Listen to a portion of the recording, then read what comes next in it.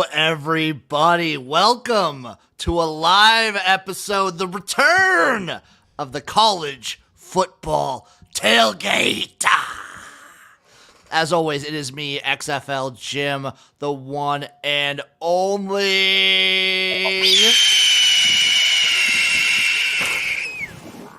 I am joined by Chase, Lupine Fiasco, Sessoms, a.k.a. the Wolf of Oaklawn on Twitter. My man.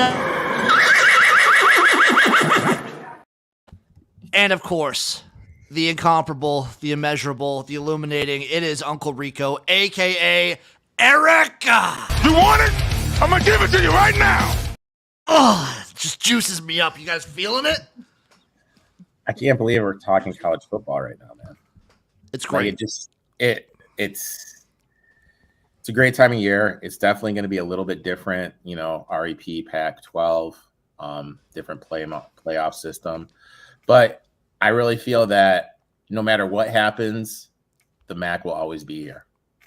I was going to say, Erik, not only are we talking college football, we're talking maybe my close to home favorite conference. Because no matter what changes in college football, the MAC remains the same. And I get that they're adding UMass next year. But that's okay. Because the core of the MAC is still there. Jim, I grew up in the shadows of Kelly Short Stadium. This is a beautiful conference. I also just want to mention, I might need you guys to talk me out of buying a PlayStation 5 because I've just been reading and watching stuff about the college football game. I might spend $500 and then another $80 just to get the game. No, I insist you buy the console, buy the game, and then create me as a player. Well, I would create all of us as players. Oh, of course. What position would you be, Chase? Fullback. Fullback for Chase. Erik, what's your position? I would want to be the left tackle. Left tackle. Christian obviously would be the quarterback, right? I think he'd be the kicker. He's kicker would be good. The punter. He'd be a good punter. I have some notes on the conference of the MAC as a whole before we just get into the team previews. But before that, I showed Chase the new clip that I had on the gymnasium. Erik, I wanted your take on this one. Oh, Jim, I love you, man. Quick take. So you know what? You never cease to amaze me, man. You are one of the most talented mother effers I know of. Oh, don't suck my dick this early, Erik. It's not that time yet. I appreciate it. Well, this got weird. I'll see you guys later. It always gets weird, Chase. A couple things for the MAC before we get into these team previews. So they're not doing divisions this year. They got away from the divisions. They're doing pods. I'm cool with it. So now it's not which East and West team. It's a little bit more fucky trying to figure out who's going to be you say in funky the conference. Fucky. Okay. Fucky. It's a little weirder trying to figure out who's going to be in the conference championship game. I feel like just most conferences are going away from divisions, which I think is great because there's always with it. One division that is good, another division that is dog shit, and I like it. I think that's the right play in the long term and everything. What do we think about them adding UMass next year? Is what it is. Helps their basketball. I think it gives Buffalo a regional rival too. I was gonna say it kind of works with the having Buffalo in there. I'm okay with it. And then my last takeaway was looking at all these teams and all the conference futures. It looks like this year, at least the books, have the MAC split up into 3 distinctive tiers in my mind. They have your 4, maybe 5, sort of. They have your 2 obvious favorites, then your sort of 4 middle ones, and then a bunch of the bottom tier teams. Yeah. You boys ready to get into these? We're going alphabetical. We're starting with Erik. You ready? Okay. We're starting with the Akron Zips. The Akron Zips win total is set. I got all these numbers off of DraftKings, by the way. The win total for the Akron Zips is set at 3.5, plus 100 on the over, minus 125 on the under. They are plus 7,000 to win the MAC this year, boys. Plus 7,000. Yikes. I mean, Ben Finley is their QB1. He's been at Jim's favorite school, Cal Bears. He's been at NC State. But he's not a running threat, which is going to be different from what the last couple seasons. They added Simmons from Michigan State, Williams from Minnesota. Huge upgrade in the run game. The key here is the passing game. To have Adams return, at us three talk about it all the time. You have to have a chain mover, someone that can move the chains, a dependable wide receiver. They have him back, but he was hurt last year. So what Adams are we going to get? Are we going to get the Adams from 2 years ago? Or we're going to get a hobbled Adams? I worry about the offensive line as they are returning 5 who have started but weren't starters last season. So they're bringing in 5 transfers from different schools to start. And I hate to be a negative Nancy, but let's face it, if you're transferring to Akron, did you really have any other options to transfer to? Probably take a huge step backwards. And that's going to be tough to do because guess where they were in rushing last year in the MAC conference, boys? They're pretty bad. They were last. Yeah, they're pretty bad. Dead last. Defensive line, 3 guys over 3 bills and are returning their top guy who is all conference MAC. D-line is going to be the strength of the MAC. Arguably could be a top 3 defensive line. Linebackers are just as good as on front. However, back 4, bringing in 3 transfers. And again, I don't mean to be a negative Nancy. Awful. If you are transferring to Akron, how really was your market? They had a better offensive line. I think they'd be an intriguing dark horse, but with how bad this offensive line is, it's a team I don't want to get involved in. I'll look to bet their unders though early on in the season. I can't get behind this team with the defensive backfield they had. They were awful at defending the pass last year. I don't expect that to improve. And in my opinion, even if Akron is better, decently better than they were last year, I don't think it matters because looking over the schedule is so tough. They have such a tough damn schedule. I don't care how good they are. I don't care that they were 2-7 in 1-score games last year, and some people would look for regression. I can't see it with the schedule in front of me. Chase, I think you're muted. Chase. Somehow. Sorry, my dog was barking earlier. I can't see it with having 3 offensive starters coming back. It's just I don't see a whole lot of points. I'm with Erik. I agree. It seems like a good time to probably take unders early in the season. Also, I told Chase before the show, but Erik, I'm switching up my dealio. I will be placing a real wager on every single win total for every single college football team. Oh my god! So it's happening. We're back. You mentioned this schedule at Ohio State, at Rutgers, hosting Colgate, and then at South Carolina. Yeah, that's brutal. That is brutal. I mean, at least you get them all out of the way early. But a constant theme I see with these MAC teams is they set these win totals. Where are they going to get the wins? They have to get them in conference. But the parity in the MAC is so good. So many of these in-conference games are losses or at best coin flips that I just don't see it happening. Yeah. So they go through that stretch, and then after the South Carolina, it's a back-to-back at Ohio, and then Bowling Green and at Western. Where are the wins? Ohio does have Kentucky the week before. That's fair. If they get physically beat up, I'm just saying. I mean, I don't know what you got. What do you guys have about? I mean, I have them winning 2. I have them winning. I'm on the under. I have them winning. Obviously, I have them winning Colgate, and I'm pretty sure I only have them beating Kent State. I have them beating Buffalo.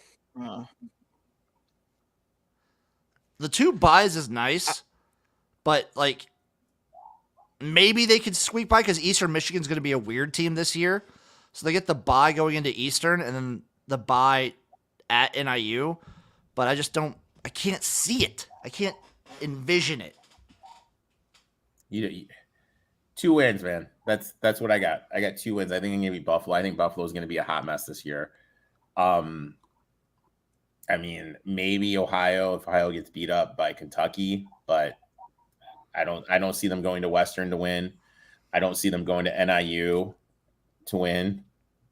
And Toledo's an interesting case. We'll get to them a little bit later. How motivated will they be that last game of the year? Maybe they can sneak that one through.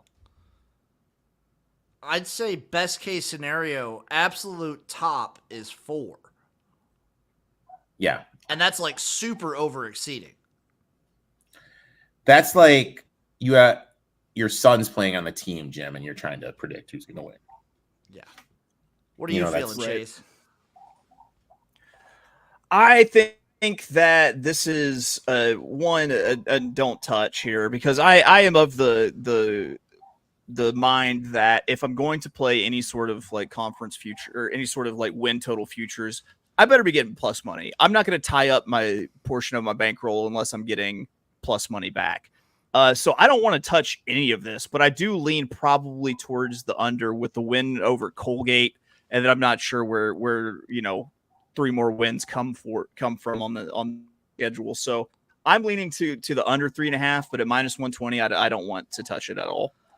I am touching it. I'm taking the under at -120. Baby!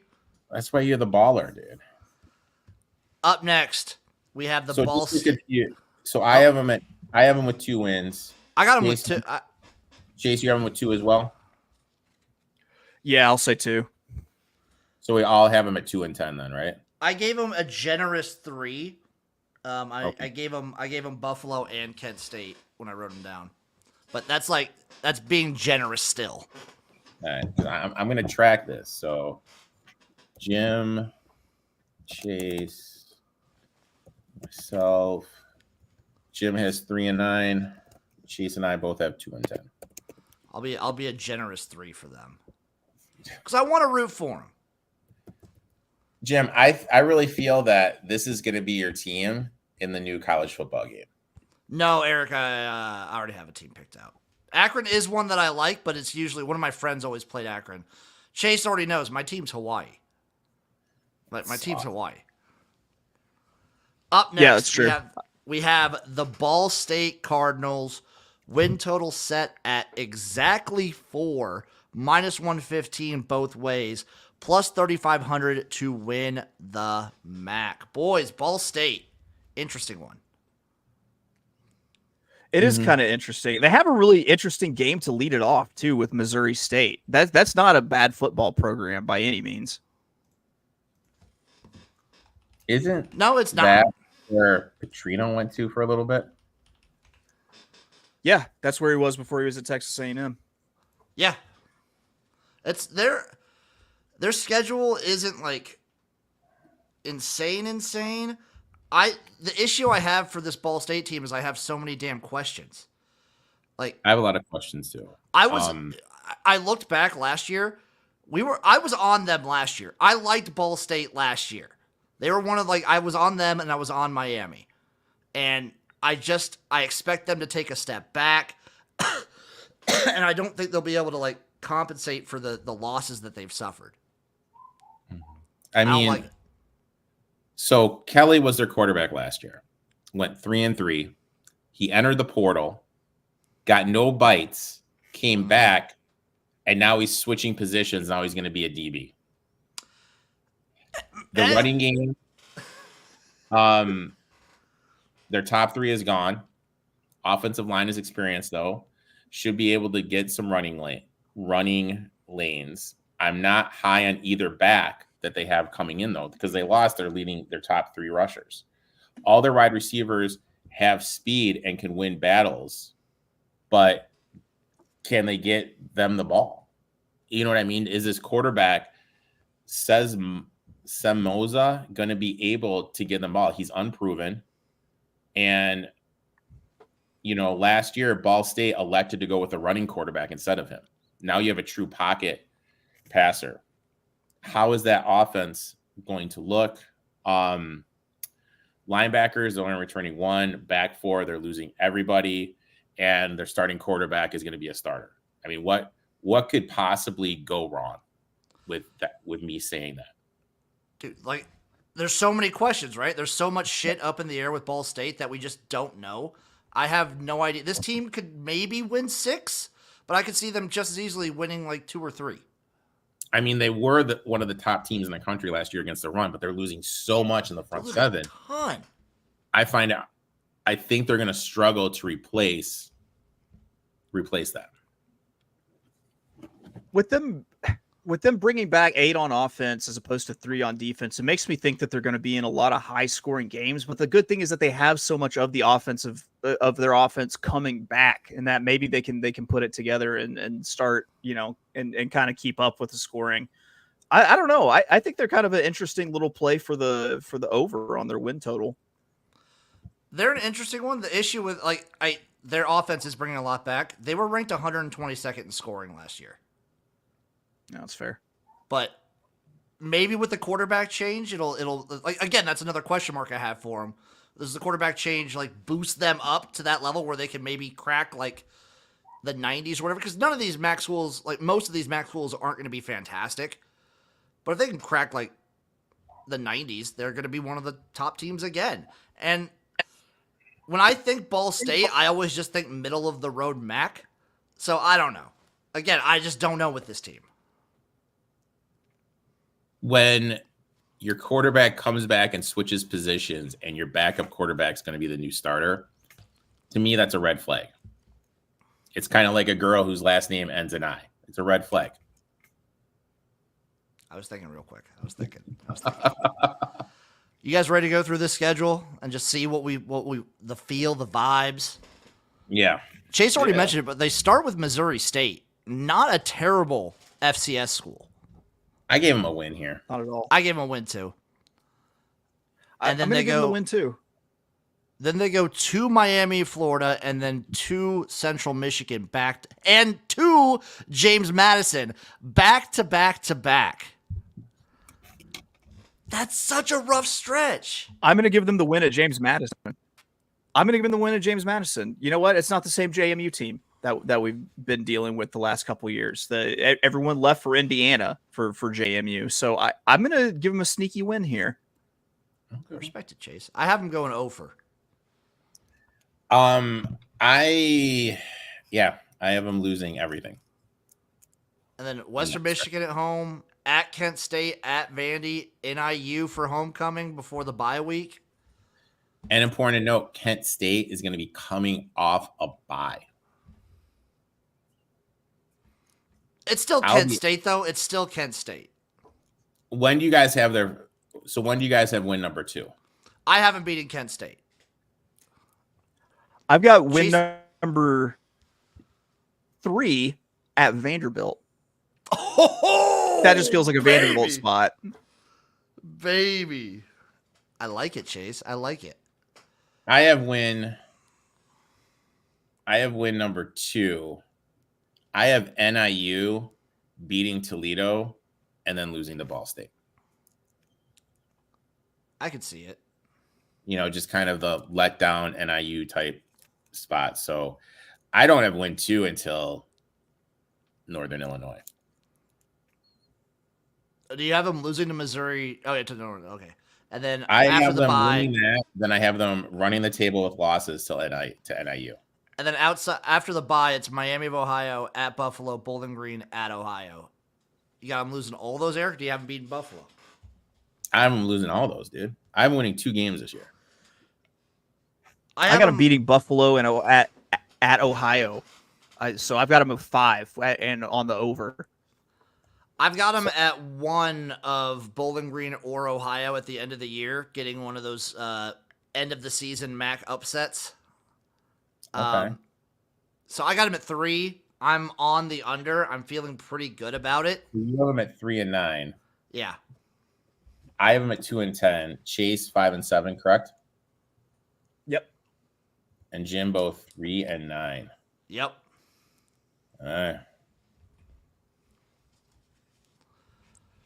And what do you have the price at for the over, Jim? I'm seeing minus it plus 135.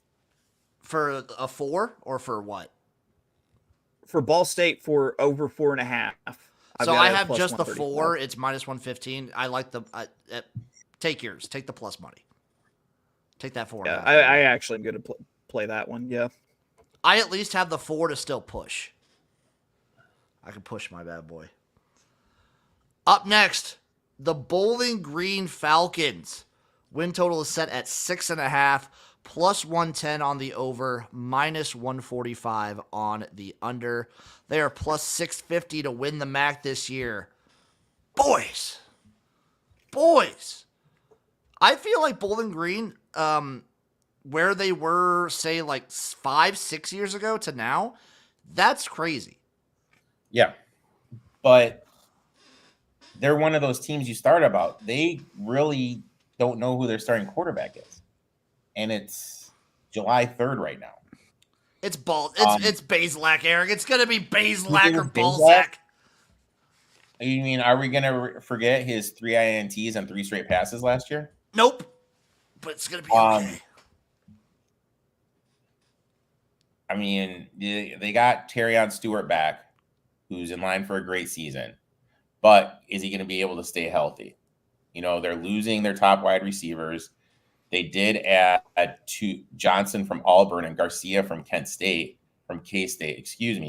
which is an upgrade in talent. But do we trust whoever the quarterback is to get them the ball? And again, if this comment, if you guys are from Bowling Green or went to Bowling Green, I don't mean this comment to be a dick. But if you're transferring to Bowling Green, are you really that talented? The other question is with these, like the MAC, if you're transferring to schools, do you have to be that talented? To make a difference in this conference? I mean, I think yeah, you know what I mean? Like, how talented are you? But is the talent in this conference just so down that you are going to be able to make an issue? O-line is going to be one of the best in recent memory. They're going to be able to set up some running lanes to give Stewart what he needs to run, but can he stay healthy? And then linebackers I think are going to struggle. Weakness of the unit, back four is basically returning the same. So if they can cover the middle of the field, figure out the quarterback position, I think because of Stewart, this is going to be a team that could be interesting. For Bowling Green, to me, it all comes down to the quarterback. I trust the transfers that they're bringing in to make a good difference. But like Eric said, if the quarterback isn't clicking, this team isn't winning. I'm gonna put some faith into it. I'm gonna believe if they don't get deteriorated and defeated early mentally, I like them. I like this team. I'm on Bowling Green. They have good guys coming back on both offense and defense. I love the defensive front. What was your over-under? I'm sorry? It was 6.5, plus 110 on the over, minus 145 on the under. And I'm going to, spoiler alert, I'm going to blow past that. I have a little sprinkle on them to maybe win the MAC. Yeah, at plus 650, little sprinkle. Oh, Jimbo, getting a little sexy out here, man. A little sprinkle. They're one of my 2 teams. I'm on 2 teams in the MAC this year. Bowling Green is one of them. I'm gonna take the gamble on the quarterback. This is a tough schedule for them. It is. This is a really tough schedule.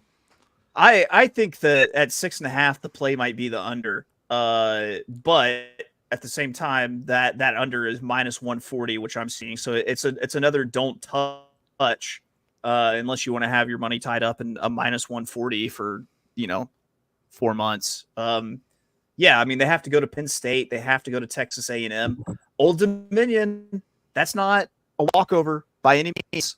You have NIU on the schedule. You've got Western Mich, Central Mich, Miami of Ohio. It's tough. I think they hit right at that 6 number, but we can kind of go through everything. Don't Chase. If you're on don't forget about Fordham. Fordham's not a bad Patriot. They're not a bad G5 school. I mean FCS school. And Chase makes a good point about ODU. They've gotten a lot better. They're going to be decent this year, and they're coming off a bye. You know what I mean? So this isn't going to be like a flat spot for ODU coming in. That's going to be a tough game. And then the 2 favorites to win them, They play them both. They play Toledo and Miami of Ohio and NIU and Western Michigan. This is a tough-ass schedule. That's a good point, Chase. It is. So let's go through it. Yeah, they got Fordham and then at Penn State at Texas A&M. I have them beating Fordham. Obviously, I think we all have them losing to Penn State and Texas A&M. I have them losing to ODU, too. Yeah, ODU right after. Same here. I have them beating ODU for the homecoming game. And then at Akron, NIU, Kent State, and at Toledo. I have them beating. Oh, did we lose Erik for a second? Might have. I'll say I've got them. They beat Fordham, then a 3-game losing streak until they get the net crack game with Akron. After that, NIU, that's a toss up. That's a real toss up. This is one of those things where like I feel like they've got 6 games, they've got bowl eligibility in them. I'm just not sure exactly where they get all 6.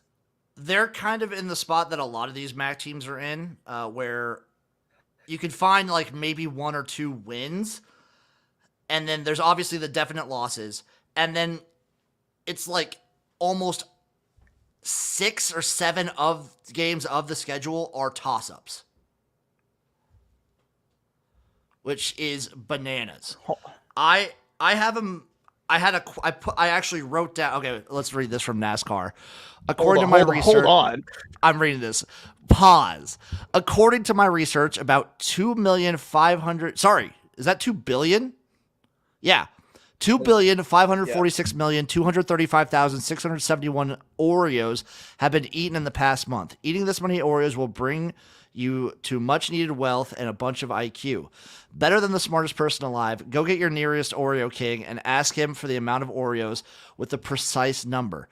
But if you want a special deal, ask for 5,000,000,001 Oreos and you'll be the richest and smartest person in the world.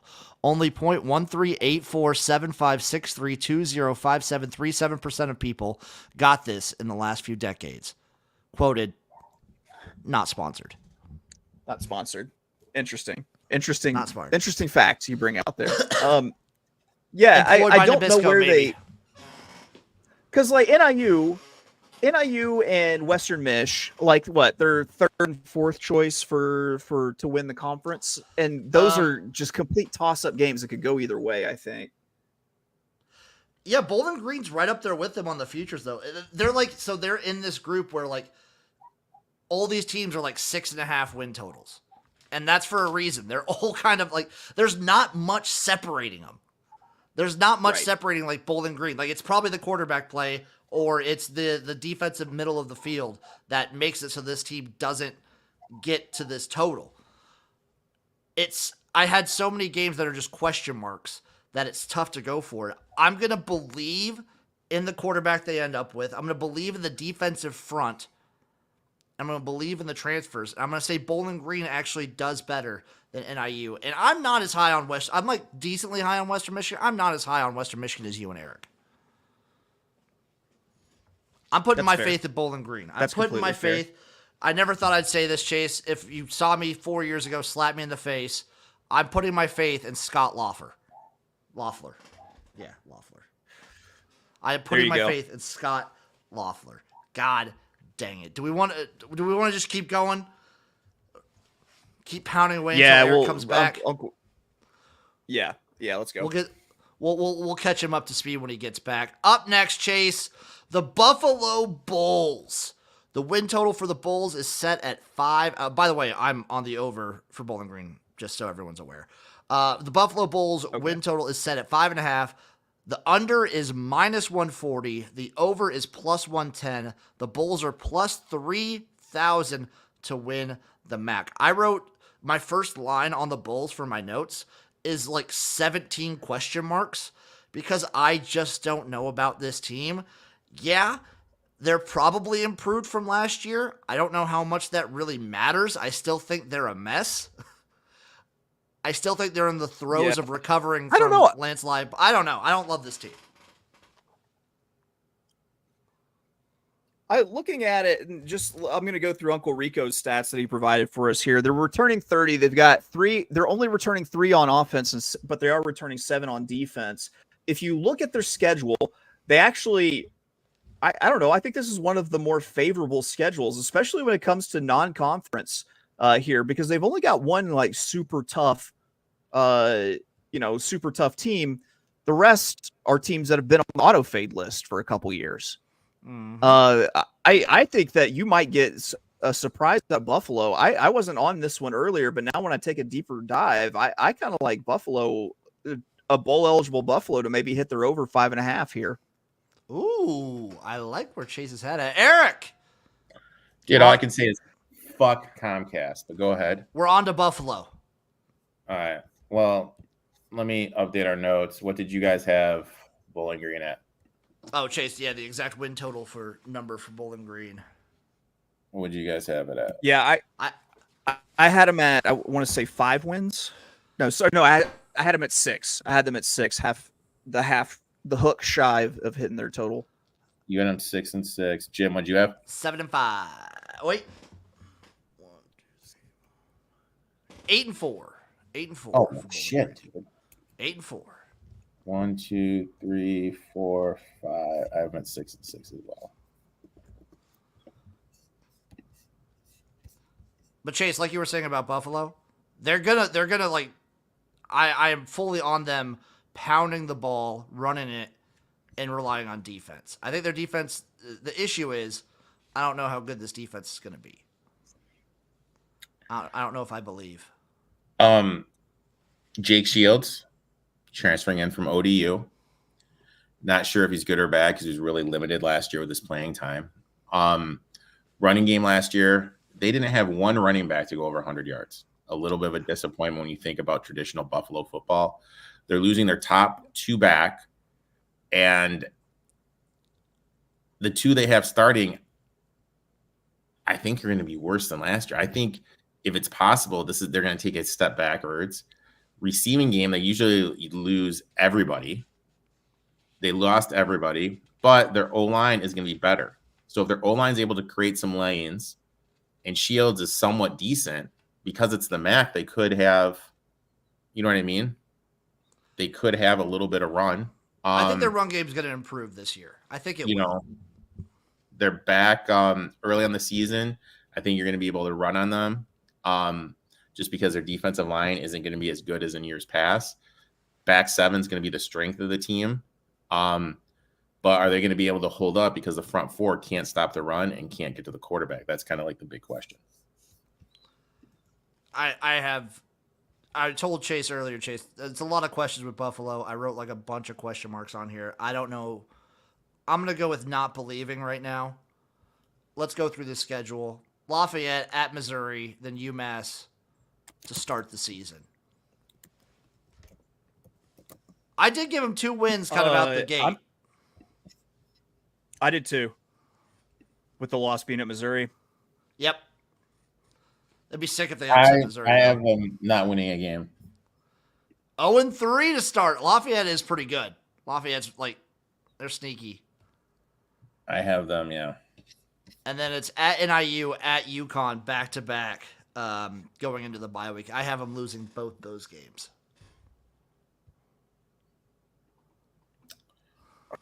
I don't have them getting a win until Toledo. So right out of the bye week? Yeah, right after the bye. That's my first win for them. I had them coming out of the bye and losing to Toledo still. Basically, after UMass, I don't have them getting a win until Eastern Michigan.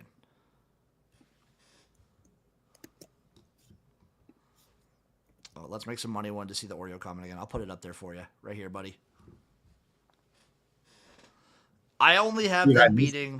Yeah, this is what you missed, Erik. I only have them beating Lafayette, UMass, Eastern Michigan, and Kent State. I got them at 4 wins. I have them at 3. Where are we sitting with Buffalo, Chase? Let me see. I've got Buffalo sitting at, I think, 5. That's still on the under, though. What's their over under? That is 5.5. still on the under. 5.5 plus 110 on the over, 5.5. minus 140 on the under. So Chase has 5 and 7. Jimbo, what'd you have? I have them at 3 wins. Sorry, 4 wins. 4 and 8. I forgot to see UMass. I got them at 4 and 8. Eric, you have them at 3 and 9. Correct. I'm going to be betting the under. I get it's minus 140. I'm still betting it. Come at me, you cowards.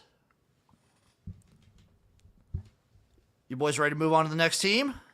America's team right here. America's team, the Central Michigan Chippewas. Win total set at 5.5, plus 110 on the under, minus 140 on the over. They are plus 1,600 to win the MAC this year.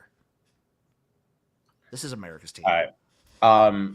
They're adding from Iowa, Labas, who is going to be an upgrade over Bauer, who transferred to Sam Houston State. They also have Emmanuel for the running downs at the quarterback position. So I think overall the quarterback is going to be good because the wide receiver room is absolutely loaded. They have 2 transfers from Power Fives, and they have their top 3 coming back. Offensive line is going to be the best it's been in recent years. We need to remember when this team had its hiccup, they had 2 NFL starting offensive linemen in the MAC conference. And then they lost those guys, and then they took a step back. They are going to be better this year up front, protecting the quarterback. That's going to set up the run. Defensive line is bigger than it's been in previous years. These are some big boys up there. They have multiple guys over 3 bills. But they don't really have that pass rusher that can get to the quarterback, get him off his point. Back 7 returns a ton. Experience. My issue with them is I think they're going to struggle to create pressure. Again, like so many of these teams, it all comes down to what are they doing at quarterback for me. They have so many weapons to go from. I think both their offensive and defensive lines are going to be improved. I think their defense overall is going to be improved enough to keep them in games. I love this Chippewas team. They're extremely exciting with what they're bringing back. I'm super hype. I'm also just going to say, yeah, it's minus 140. Guess what? I'm already going to say I'm on the over. They're my other team. They're my other team. I am on Central Michigan to win the MAC at plus 1,600. I've got them on the over 2 at over 5.5, and it's pretty juiced up. I mean, it's minus 150. So once again, one that I'm not touching. But if you look at the schedule and how the schedule is created, if you look at the non-conference games, I think this is a team that has a chance to. I've got them sitting at 7, but I think that they could rattle off 8-9 wins, and don't think that Illinois isn't upsettable in week 3. I was going to mention, if I can find an alternative total of like 7.5 at plus money, I might take that for this Chippewas. I am all in on Central Michigan. They're the ones I'm riding with this year. I'm riding with the Chippewas all day. Let's get to this schedule, boys. Is that Central Connecticut or what is that CCSU? Central Connecticut. I think it's Central Connecticut. Central Connecticut State University. The real Blue Devils. At Florida International, at Illinois to start the season. All right. So I have them losing 1 game here. And you'll never guess who is it against. Is it Illinois? Or is it Ball No. State? It's FIU. Oh, the at FIU situation. I'm just telling you guys, FIU is going to be a lot better than people realize. That game is going to be played in the goddamn heat. You're going down from Mount Pleasant, Michigan to play in that Florida heat against a team that's going to arguably have the best offensive line in Conference USA, that has their all-conference running back coming back, and you have questions up front, second game of the year. I have that as a loss. But I do agree with Chase. I have them going to Illinois, and I have them beating Illinois. I have them getting one or the other of those games. I could totally see them beating Illinois. I think they go 4 or 5 in this stretch because I think they could even get the best of San Diego State at home. I got them beating San Diego State before the bye week. And I mean, the main thing with San Diego State, new coach, new system, traveling out east, earlier start time, going to be a little bit colder. How is that going to affect them? I totally agree. I have them beating San Diego State. And then off the bye week, it's Ohio for homecoming, and then at Eastern Michigan and at Miami of Ohio. Ohio's coming off a bye as well.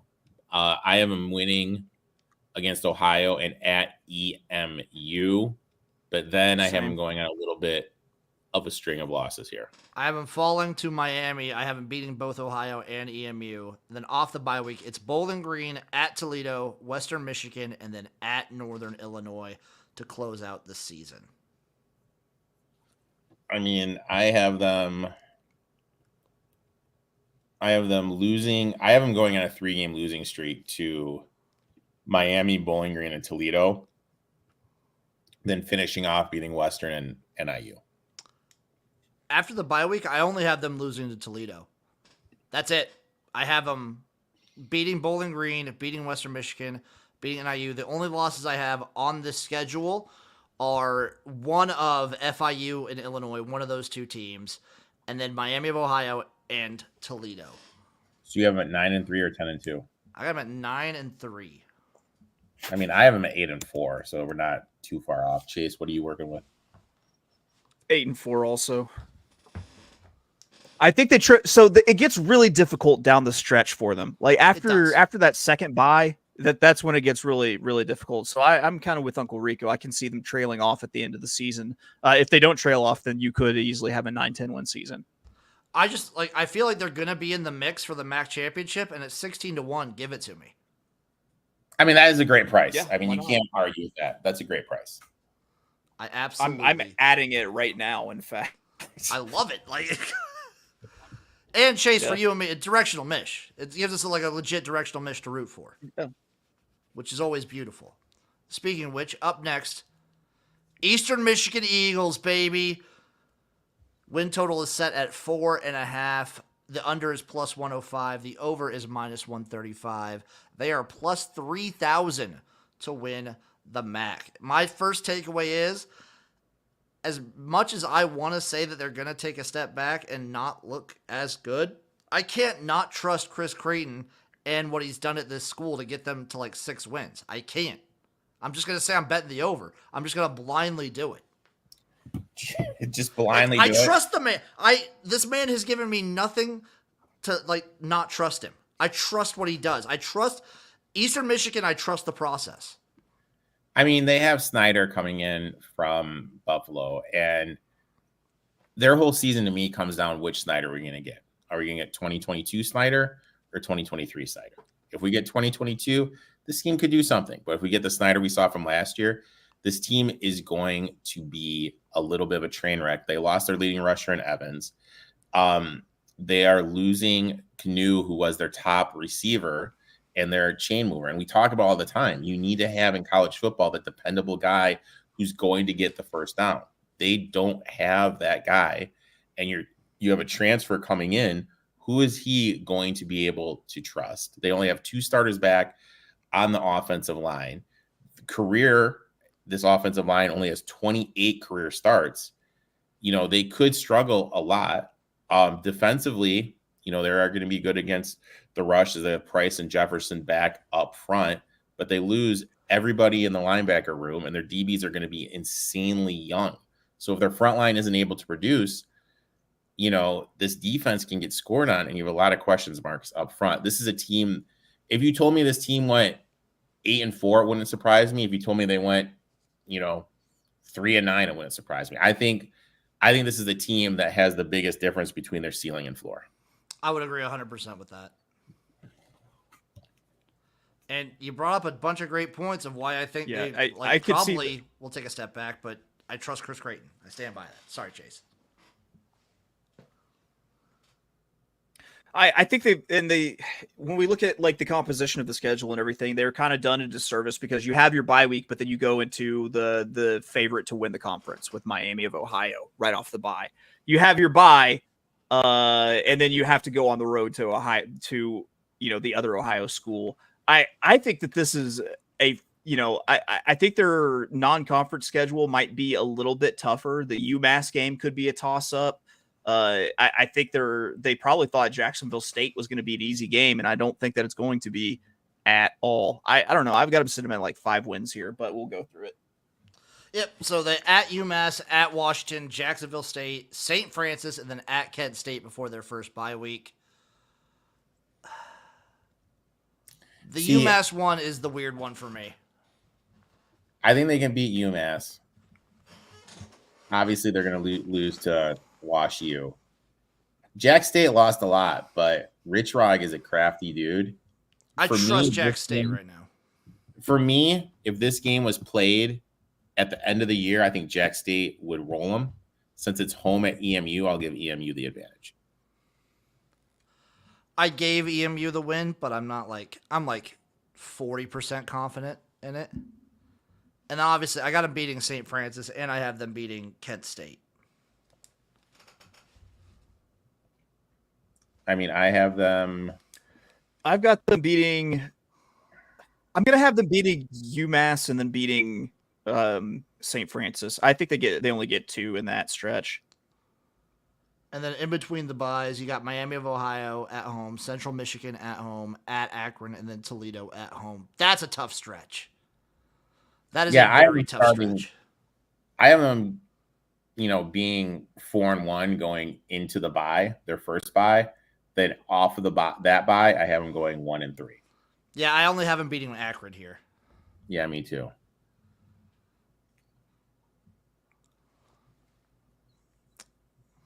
It's tough. I've got them sitting at 4-8. 4-8. And then, yep, at last bye week, it's at Ohio, Buffalo, at Western. Guess what? I think I trust freaking Creighton, dude. I have them at 6 wins. I have them beating Ohio and Buffalo. I have them just being Buffalo. God, I have EMU at 6 wins. Buffalo also. What do you have, Chase? 3-9? Is that what you said? I think you said 4-8. 4-8. I got them at 7-5.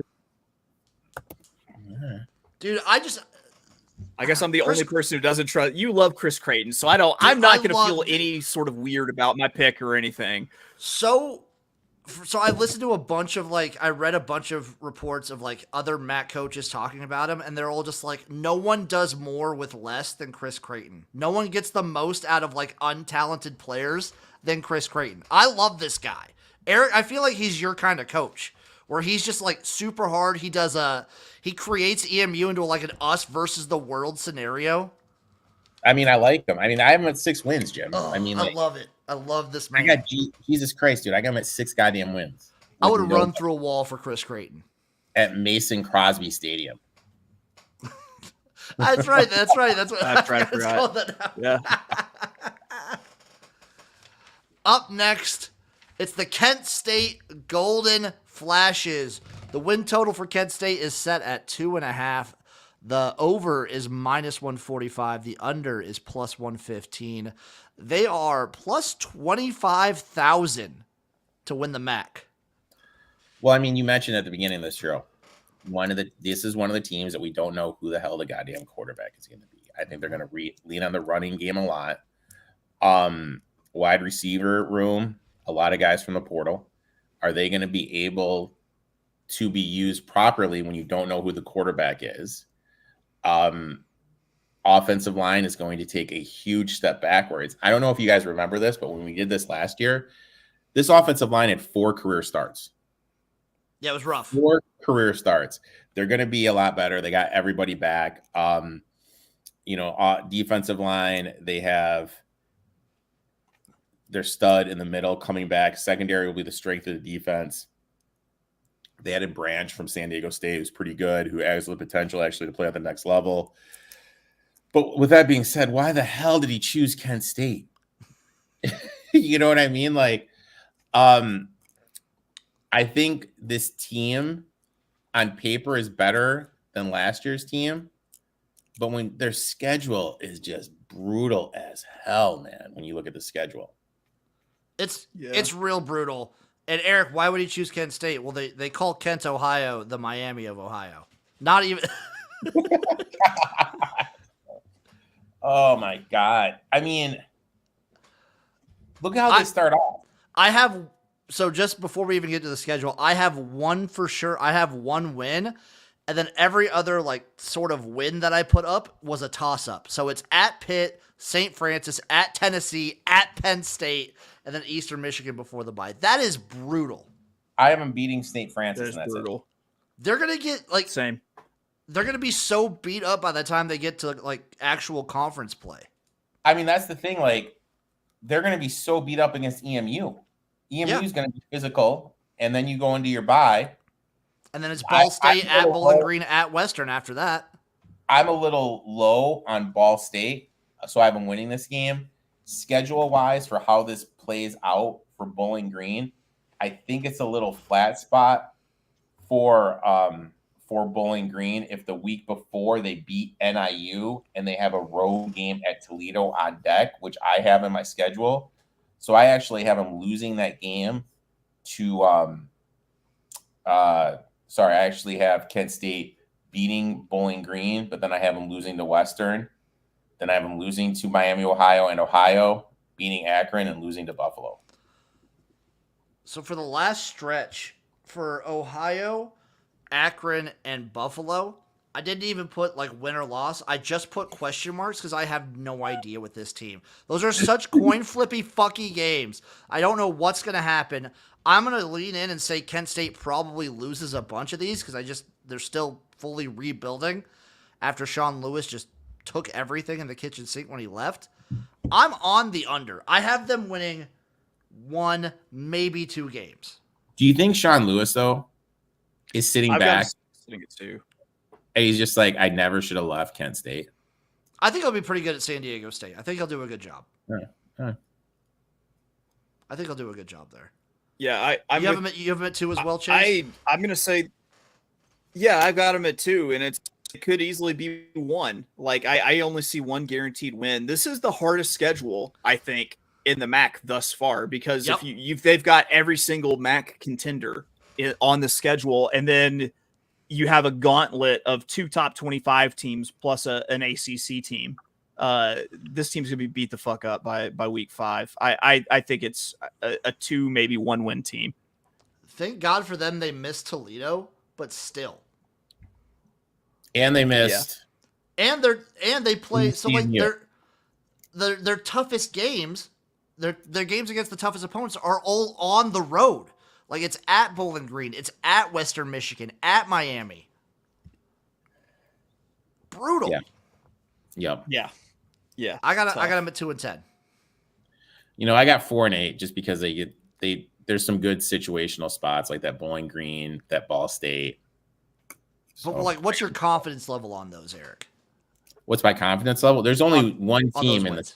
There's only one team I have confidence in this conference, and we'll get to it. That's the MAC, baby. That's what makes this conference the best. You never know what's going to happen. So both you guys have them at 2 and 10. I have them 4 and 8. Up next, baby.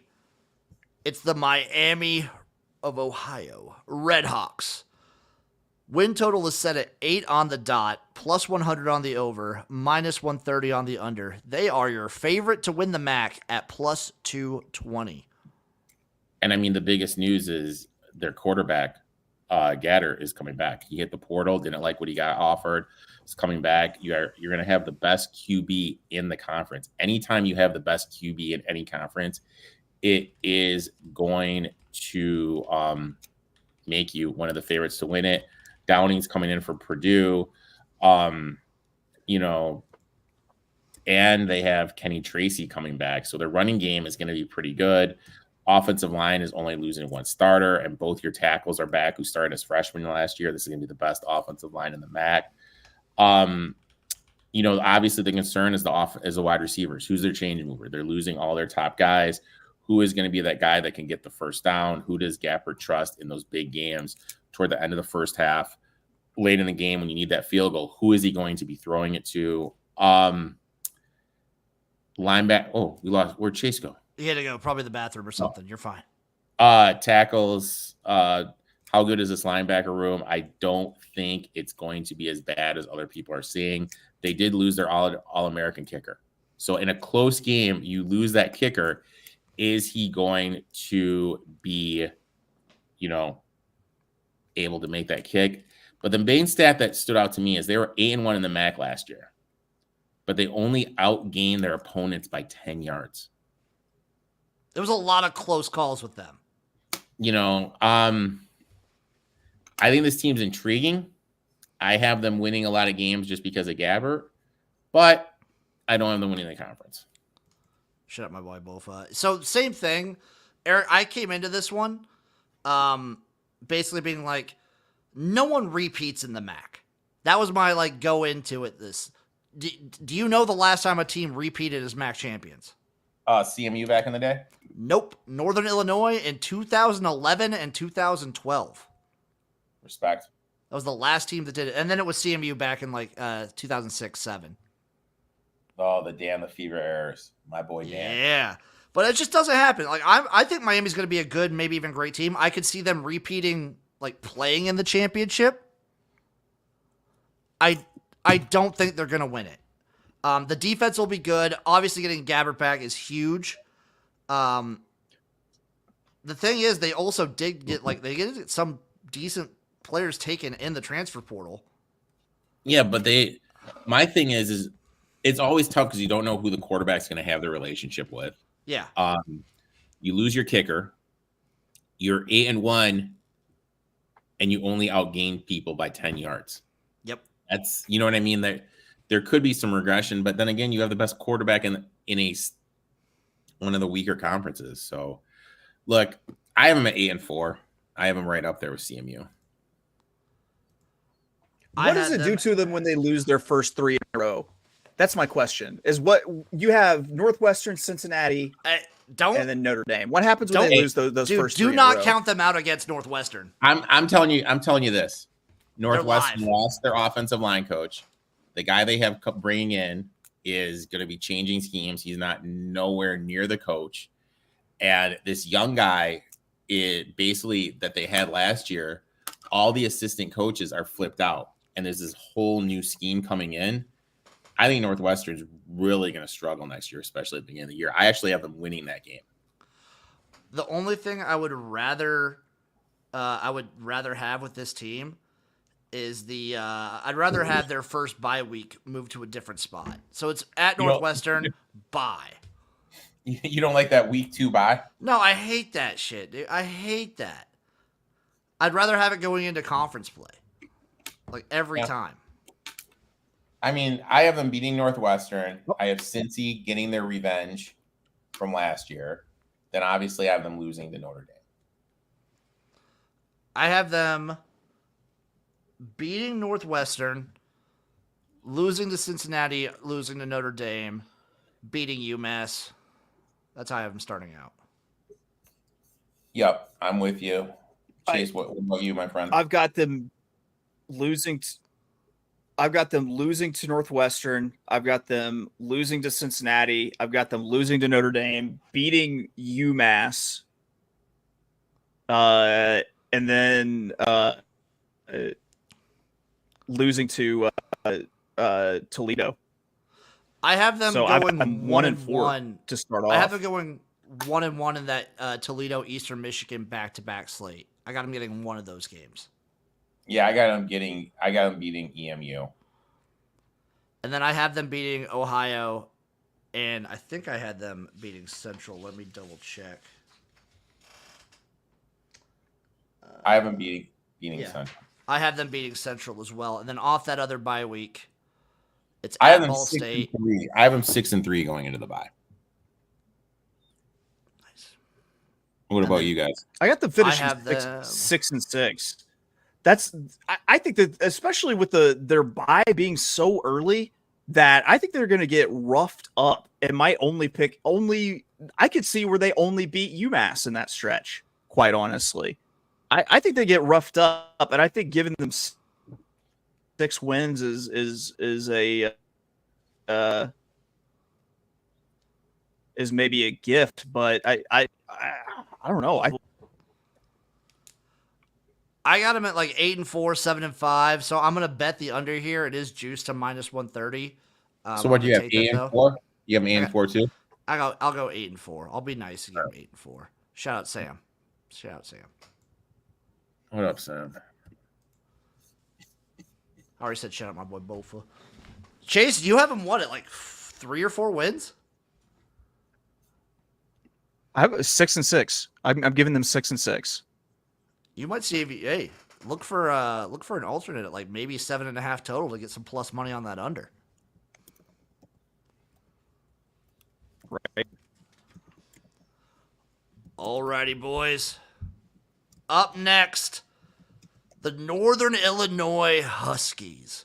Win total is set at 6.5, -105 on the under, -125 on the over. They are +700 to win the MAC. Also, Eric, Sports Facts is wondering when you're going to start talking OK State. Whenever we do baseball. Rocky Lombardi finally graduated. He's one of those guys that seems like he's been in 10. It's been 10 years. Forever.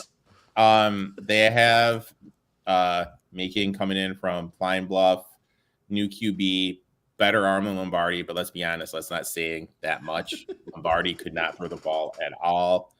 I'm actually a little shocked that Brown didn't hit the portal, but he's back. Could arguably be the top running back in the conference. They have playmakers on the outside, but I really don't trust this quarterback. If he is something, this could be a team that could win it all. They're just offensive line, 113 career starts, could be the best unit in the conference.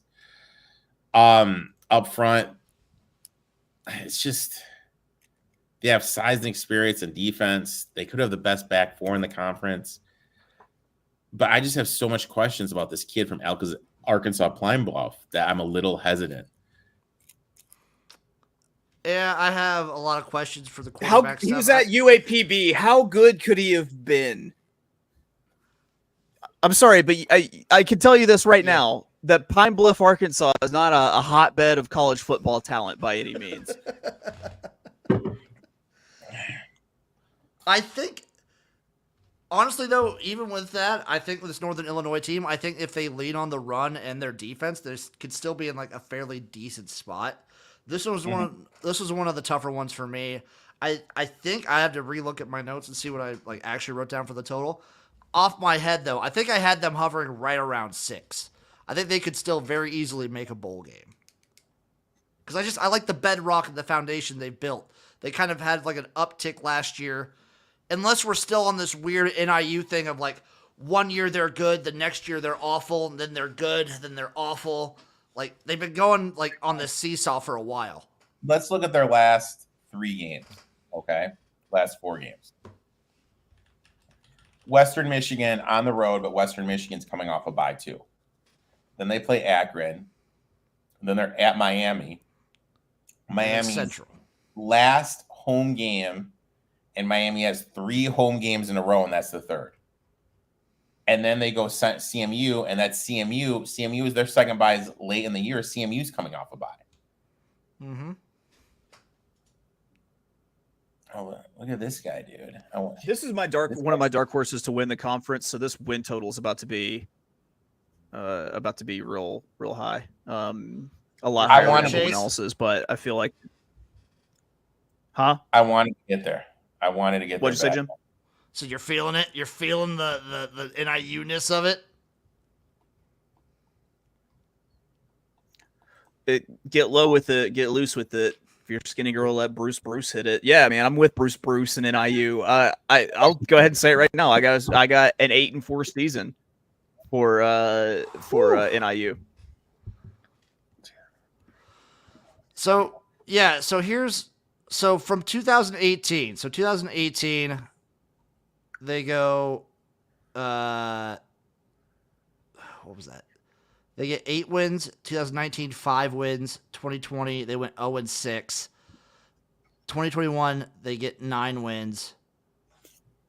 And then last year, what'd they go?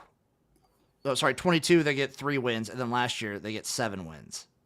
I have them at 5 and 7. I wanted to get behind this Like- team so goddamn bad, but I cannot trust the quarterback they have coming in. I got them at 6 and 6. I got them right on the line there. If I did And Kansas anything, 3 and I 4? feel I got them 6 and 6. I'm gonna bet the under here.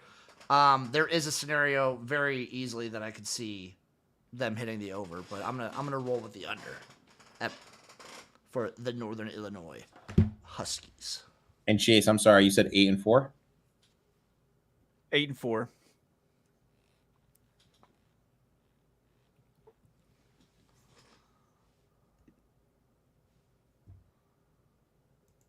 All right. Next team, boys, is the Ohio Bobcats. Win total for Ohio is set at 6.5. Over under. Sorry, the over is -115. The under also -115. They're plus 1,000 to win the MAC. So I'm just gonna say this. They lost the best quarterback in the league. And they lost his backup. It's rough. So you have your third string quarterback going to be the starter. They lost their top 2 running backs and their top 6 wide receivers. They lost so How- much, dude. How are they going to be able to score the goddamn ball? Like, literally, how are they? Offensive line could be decent, but literally, like, I don't mean to be a dick, but how are they going to be able to move the goddamn ball?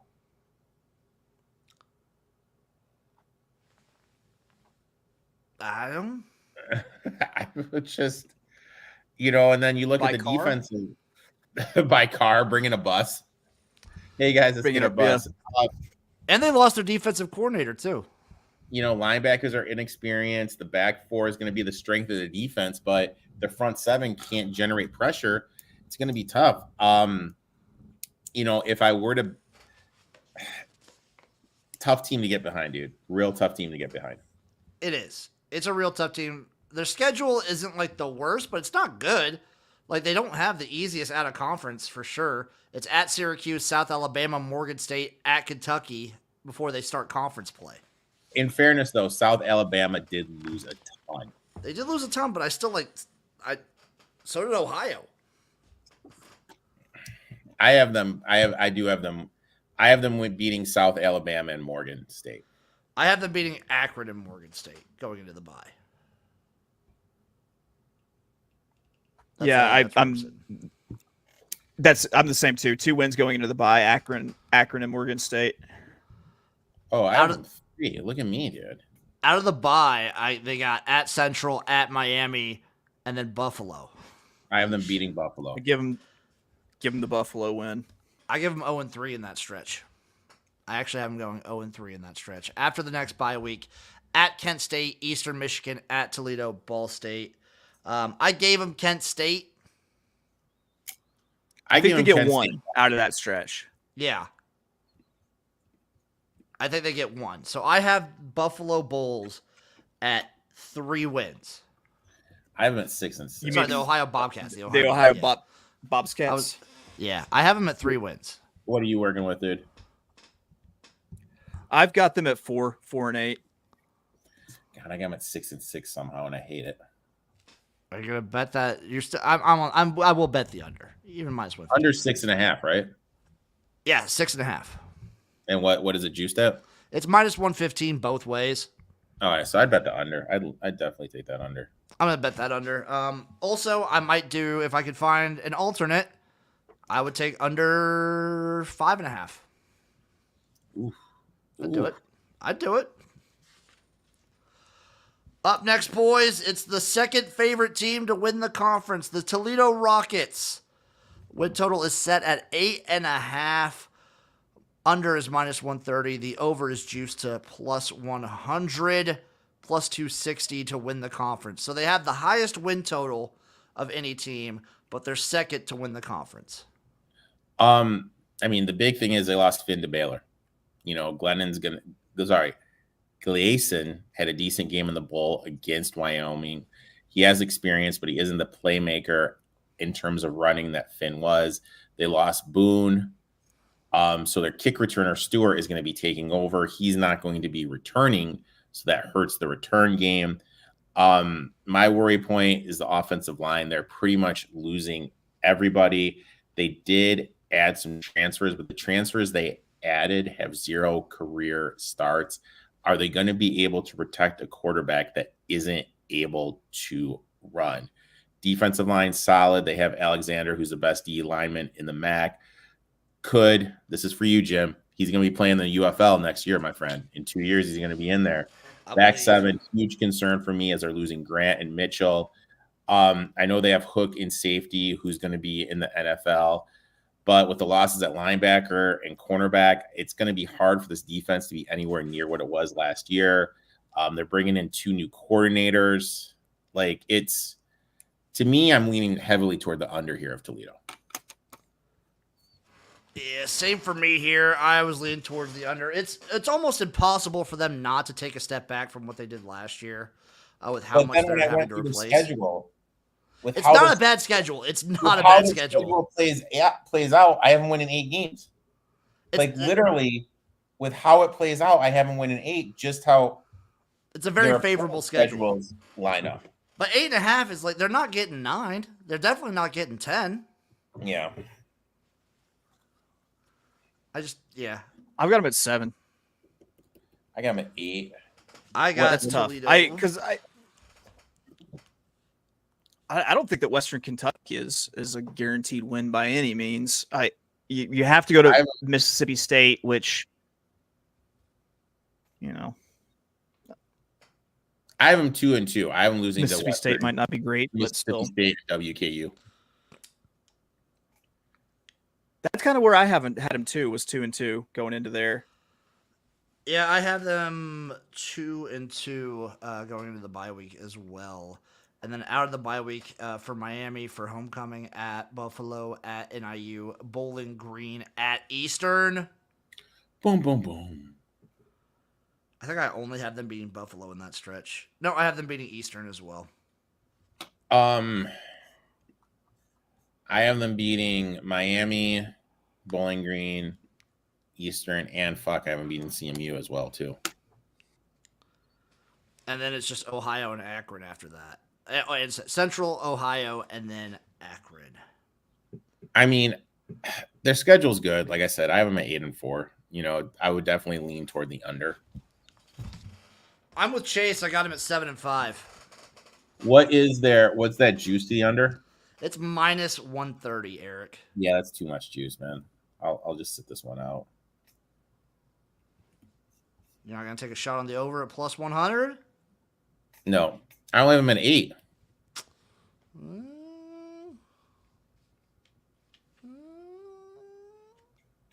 I don't fall into peer pressure, Jim. No means no. Oh, say no. I crack under peer pressure every day. You had him at 7-5, right, Chase? Yeah, I did. Awesome. Last team on the docket, boys. Western Michigan Broncos. Their win total is set at 6.5. The under is minus 135. The over is plus 105. They are plus 800 to win the MAC this year. There's certain teams I fall in love with. And unfortunately, being from Mount Pleasant, where I have a fuck Western Michigan t-shirt somewhere in my closet, I like this Western Michigan team. They have Hayden Wolf, who became the starter midseason. He's back. They have no depth behind him. So obviously if he gets hurt, that's going to be an issue. They have phenomenal rushing attack. It's going to be a running back by committee. Wide receiving groups, they have 3 of their top 4 back, plus they added Power 5 transfers. So my worry is who's Wolf going to form the connection with? Who's going to be their number one? They do have a lot of talent. They have one of the best, if not the best, offensive line in the conference, which is huge. You need to keep Wolf healthy. D-line's going to be sneaky good as they got massive talent upgrade in the portal, plus they're returning a ton. They brought in 4 transfers that are going to be huge in the defensive back 4. They have 3 starters coming back from last year. They added talent at positions that were already good. and they have the best offensive line. And in these lower conference, I really feel valuing the offensive line is the way to go. And I am really high on this team. The consistency that they're rolling in with is such a huge benefit. I am also very high on this Western Michigan team. The issue I have is I look back last year. They were so inconsistent last year where you would feel like they would pull games out and dominate and then get blown out the very next week. So McElwain. Yeah, that's all. Yeah. Western Michigan, I like them. I think they're going to be good. I just can't get with them with how inconsistent they were last year. I can't get with them to win the conference, but I do like the over. I will say that. Jim, don't be soft, dude. Don't be soft. Come on. I already have my 2 teams, Eric. I already gave you my 2 teams. I have over 6.5. I got this at plus 120, and I have them 10-1 to win it all. This is my team. I'm going to be watching a lot of Western Michigan football. You should anyway. It's good football. It's entertaining. Good brand. Great brand. I have them going not bad. I have them going 1 and 2 into the bye. I mean, I really think the big thing is, that Marshall game. Marshall's coming off playing Ohio State. They could be physically beat up, and they have App State next. I'm also not super high on Marshall this year. That's a huge situational spot. Same. I'm not high on Ball State. They have Akron, Buffalo, Kent State. I mean, they play They can to sweep start that the conference. easily.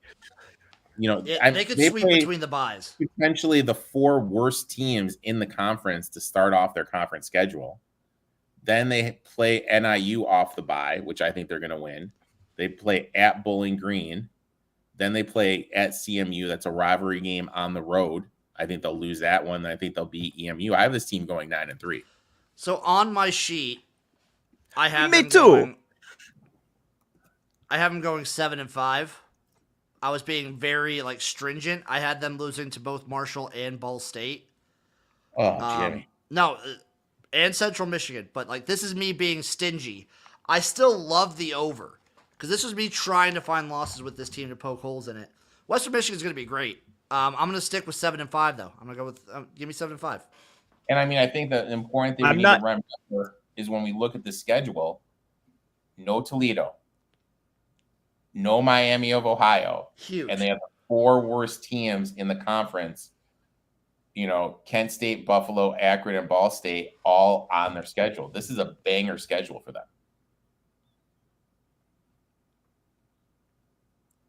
It really is.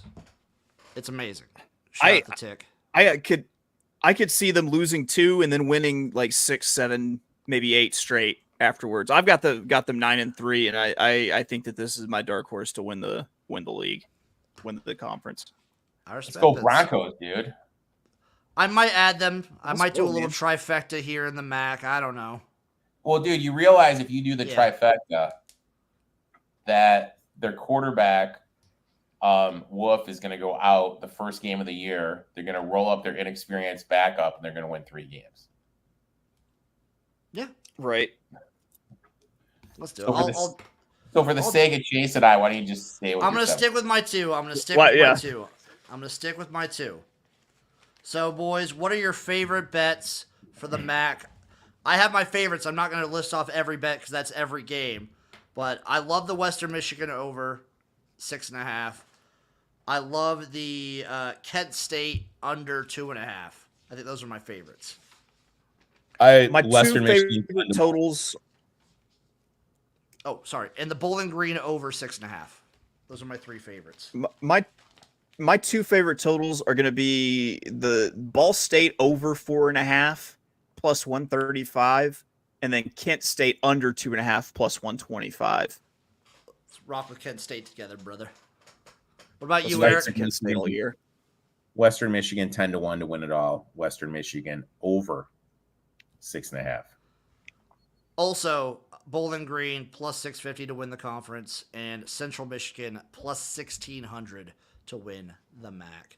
Boys, we're back. We're in it. We're feeling it.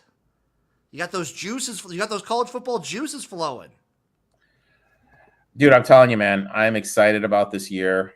I'm really looking forward to another, season with you guys. And, I'm looking forward to the Conference USA, another one of my little darlings.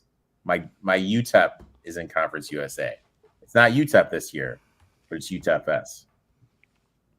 It's a shout out. It's Liberty. Eric's going to be all over Liberty. That's my 10-unit whale play, Liberty. Yep. I don't even know what they are off the top of my head. They got to be the overwhelming favorite. Any parting words for the MAC before we get out of here, boys? No, I'm ready for some MAC. Zip it up and zip it out. God damn it, Chase. I love that. That's so good. Let's roll. It's MACTION. Let's celebrate it. Let's embrace MACTION this season. It's the only thing that's staying the same with college football no matter what. All right, boys, let's get out of here. Shout out Eric. Go follow Eric at ETOF21 Sports everywhere. Follow Chase at Of Oaklawn, Notorious OTB Podcast. All the links and whatnot are down below in the description. Give us a like. Give us a follow everywhere. We love you guys. We appreciate you. And we'll see you next time for some more